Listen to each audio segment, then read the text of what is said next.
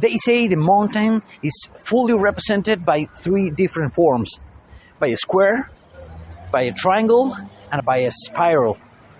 Why these three forms? Because the square represents difficulties in this reality, which is truly rooted in his quadrature, in its struggle for survival and the struggle in order to advance in any direction. It's also represented by a triangle because of its hierarchical structure, where the abstract is located above in the pyramid and the concrete is located below. And also a triangle because this world, this sacred mountain represents, it's a path that make us go to the top to be purified and go downhill to die, but also to obtain perfection.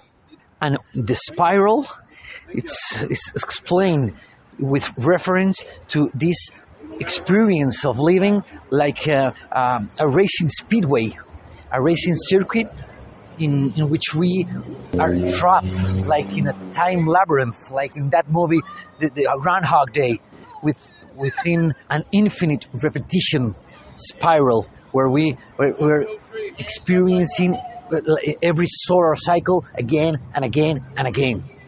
Well, let's find why these three different forms fully give us the best clues to understand the ancient symbol of the sacred mountain.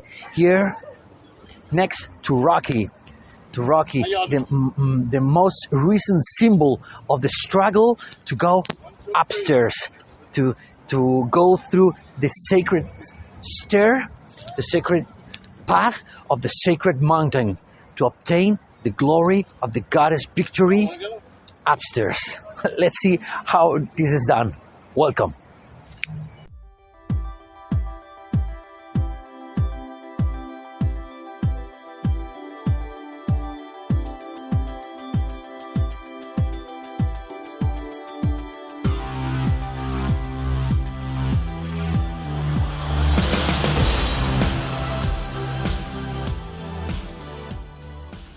Well, we finally did it.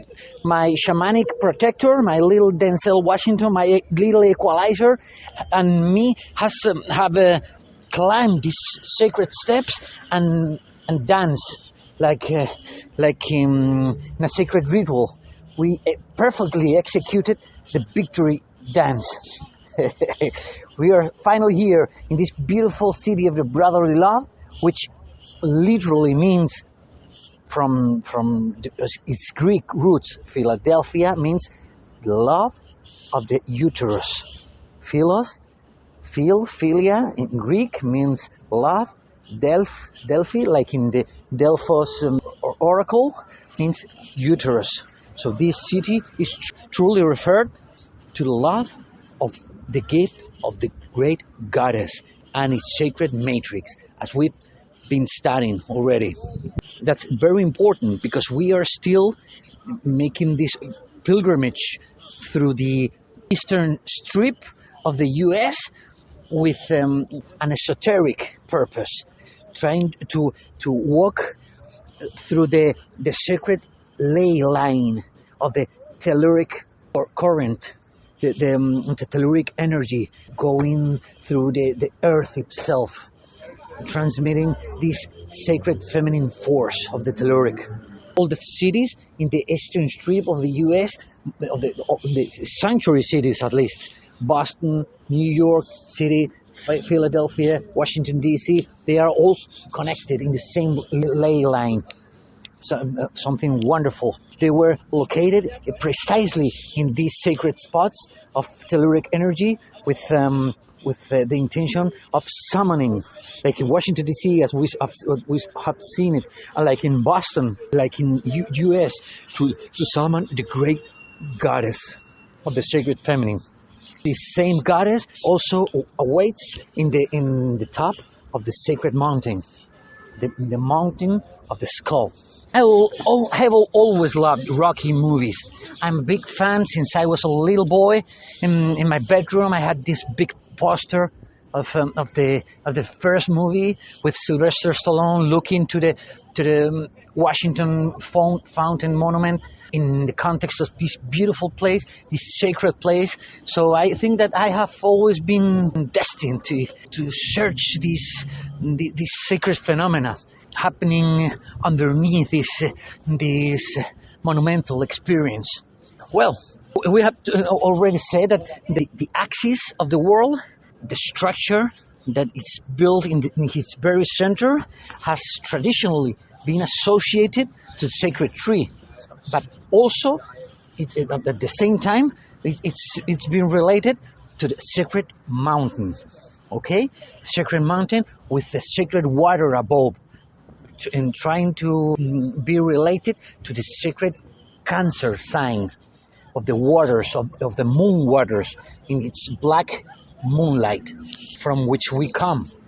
Okay, this goddess is traditionally also called independence. It's the place of the birth of something important, like a nation, like this solar empire, beautiful in nature and sacred because it's come directly from the goddess matrix and its love, which Philadelphia truly means. Okay, so this experience to look at the center of the world as a tree or as a mountain comes directly from the first humanity, the Adamic or the primordial Aryan race, from which the white Nordic Greeks comes directly. These primordial beings who lived in the center of the world around this sacred tree, they established a secret cult, the most ancient cult in the world, that the Celtic, as we have already learned, try to keep in these traditions around the sacred Christmas tree, etc. The idea is not only to locate the center of the world, but to understand that this center, it's also stairs, like the Jacob stairs, that make us go through a vertical experience.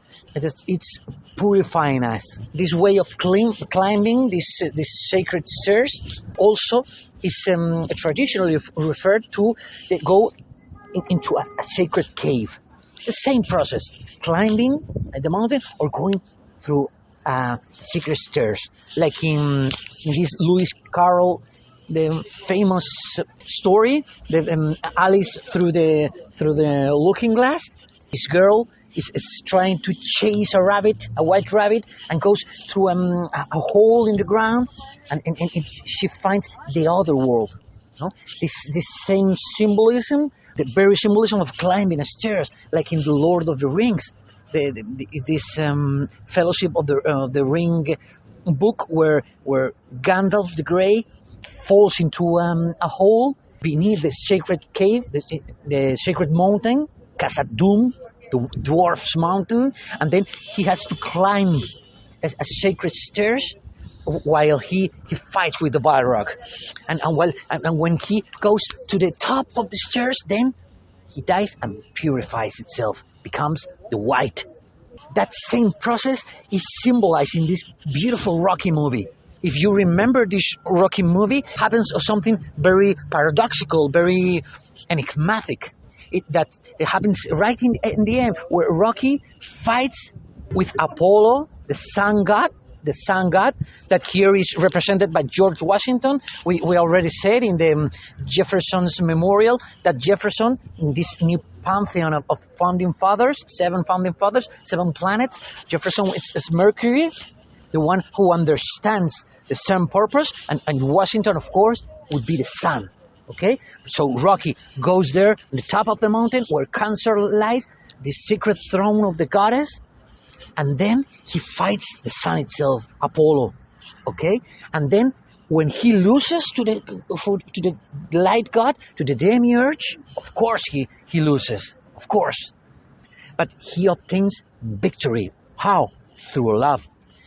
Just after he has lost the fight, the Rocky doesn't mind at all. He's only looking for Adrian. who's called like myself, Adrian, and he calls her Adrian, where are you? And then he kisses her, and beautifully in a beautiful scene. This victory music sounds. While he truly feels a true victory in this world, the goddess gift, the goddess victory, also called Columbia, also called Moon, okay, also called dependence, as we already know. That's the esoteric meaning of all these institutions, okay. Of course, it is also represented like climbing some steps, struggling, and then the top of the mountain where Jesus Christ was crucified, like the sun itself, like in the Isaiah poem in the Bible. He's the sun, the son of the morning itself, and then he falls downstairs, like John Wick, the last movie. He falls downstairs to the hell itself. Okay, this is Isaiah 14:12. This verse: "How you have fallen from heaven, O shining star, son of the morning! You have been thrown down to the earth, you who destroy the nations of the world." This son of the morning, this Lucifer, is obviously a reference not only to George Washington, poor George Washington Lucifer, but to the sun, to Apollo, the sun, the demiurge, the real demon of this world, whose throne, as we know, is in the sacred top of the axis of the world, the axis of the solstice, okay? There, the sun has, as the king of the world, has this sacred marriage with the goddess. Then the world begins. Then Horus. In Washington City, we have seen with reference to the pentagram, number 5, the ascent of Sirius. Do you remember? We'll see. So all the philosophers of the ancient traditions, like the Rosicrucians but also the chivalry orders, that's coming from the guardians of the secret knowledge of the center of the world. That's why they hold the sacred cross and the feminine gift in the middle of it, the rose, the heart of Christ. Esoterically, they knew that there was a sacred path to the center of the world in Hyperborea, like in the azimuthal projection map, pointing to the center of the world, there in the sacred north. This is only a location in the earth. There's something more profound to be said about the center of the world. It is the path of the heart, which is a path in which you have to struggle. It's difficult, but if you manage to climb these stairs, like in the Sephirotic tree or the Christmas tree, you are developing all your systems, your emanations, or all your sephira. Then you manage to do what the alchemists call climb the philosophical stair, where the Lady Wisdom, another reference to the sacred goddess, was waiting for you to illuminate you. They were called the protectors of the goddess. They were on the goddess path. So this sacred path, the chivalry path, is not a belligerent or an aggressive kind of chivalry. They are not only warriors, they are holy warriors. They know that the true gift, the true skill of a warrior is not only to fighting skills, mainly, on the other hand, compassion, like Amfortas in this beautiful Parsifal epic poem, which Wagner also converted into this beautiful opera. This Fisher King, Amfortas, he's hurt because he represents the same as the Christ, the secret wound, the sacred love of compassion. Okay, so this knight Parsifal, which represents the path of Mars, it has to learn at the end of his journey what this Fisher King has to. This Pisces, this Pisces age, the age of compassion. What he has to teach him to take care of him. And when he asks him, what happened? What is happening to you, my uncle? He shows compassion. Then the Holy Grail is his. He learns the true way of the sacred knight. the defender of the sacred cross, the true center of the world, the true gift of the goddess, the gift of immortality, which is the gift of being birthed again, entering through the goddess vagina, we can sell into this holy matrix and receive Philadelphia, the love of the uterus. That's what the true knighthood truly means, chivalry, and the true path of the holy warrior. So, this sacred axis is standing in the center of the world. It's also reflecting our true nature, vertical in nature, our true sacred structure. We are the holy mountain, the magic mountain. Okay, the magic mountain is a very powerful word to tell here in the U.S. because it gives name to maybe one of the best amusement parks in the whole country. If you like it, you'll surely understand me. This magic mountain, it's really us in our structure, and really us in what we are destined to experience here in the world. Struggling to climb a mountain, from a birth in Cancer, falling like this in this poem, falling to the hell itself, to die, from solstice to solstice, to die under Saturn, under Satan, the demiurge, the demon on the top, Lucifer, Satan, Saturn in the bottom. That's the journey of our life. But in the afterlife, the true mountain really begins. That Dante, in his beautiful poem, his comedy called Purgatory, it's the true mountain, the true afterlife waiting for us after this one, after death, which is an excuse, a path of purifying, of cleaning us onirically from everything that in life has make us stained, a wound. We climb this mountain, this philosophical mountain again, and then we can achieve to go back to the moon, this sacred icon venerated here in the goddess empire, the United States, always referring to the goddess and its true symbols: independence, liberty, Philadelphia. Okay, not only the brotherly love, no, the love of the uterus. That's all for today. Remember, I love you, my shamanic animal, and I salute you. We really hope you are very well, and we see us again. Good luck, my friends. Hey, fellas, here's Adrian again. How are you doing? Okay, just one thing more. I almost forgot told you. Look, I'm giving my back to this beautiful art museum, in which we can perfectly see this beautiful art of work of art representing, I find out very recently, this Western civilization, representing the Greek gods and goddesses. Impressive, okay? Is it this a coincidence? We're talking about all these Greek gods through the west coast of the USA, and then we find this. It's only a coincidence, is it? I don't think so. Okay, in my next video, don't worry, I'll try to explain these godly references to the Greek gods as a way to synthesize the spirit of the Western civilization. Okay, look, you can see the holy marriage between the demiurge and the moon goddess, the equivalent to Isis. Okay, you see he has a little boy with her. Okay, it's Horus itself. Okay, he's the sun in the world.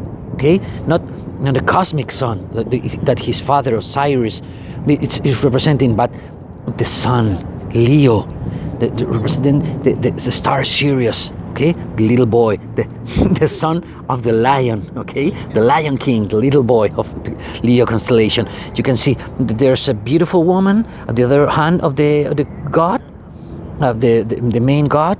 Okay, which is Venus. Okay, Venus, of course, the main masculine solar god, is surrounded by these two feminine companions. Okay, the one is the moon, the other one is Venus. Okay, there we can see also Hermes, Mercury. Okay, it's personal Thomas Jefferson, as we could say.